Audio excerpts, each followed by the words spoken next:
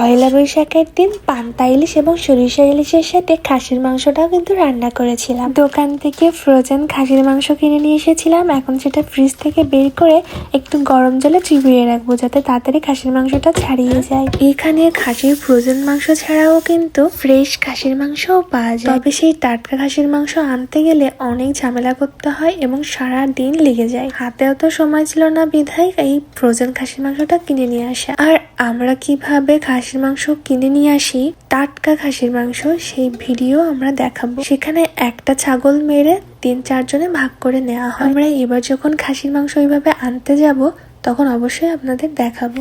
আমি আজকে মাংসের রসুন ব্যবহার করেছিলাম, আর মাংসের ভেতরে রসুন খেতে কিন্তু অনেক বেশি ভালো লাগে। আমি মাংসের ফুল রেসিপিটা দিতে পারলাম না, তবে আমার খাসির মাংসের রেসিপি ফেসবুক পেজে দেওয়া আছে, আর আপনারা যদি চান আমি আবারও দিতে পারি। আসলে সেদিন বেশ রকম রান্না করা হয়েছিল, তাই সব রান্নার ভিডিও আসলে করে উঠতে পারিনি। প্রেসার কুকারে দেওয়ার জন্য রসুনগুলো একটু বেশি সেদ্ধ হয়ে গিয়েছিল, তাই আগে প্রেসার কুকার থেকে রসুনগুলো উঠিয়ে নিয়েছিলাম। তো এইগুলোই ছিল আমার বিদেশে পয়লা বৈশাখের উদযাপন। সেদিনে সব কয়টা রান্নাই অনেক মজা হয়েছিল, আর রেডিমেড মশলা দিয়ে সরিষা ইলিশ করেছিলাম, সেটাও অনেক ভালো লেগেছিল খেতে। তবে বাড়িতে সরিষা ইলিশ রান্না করলে যেমন লাগে তেমন না, একটু আলাদা লেগেছিল খেতে।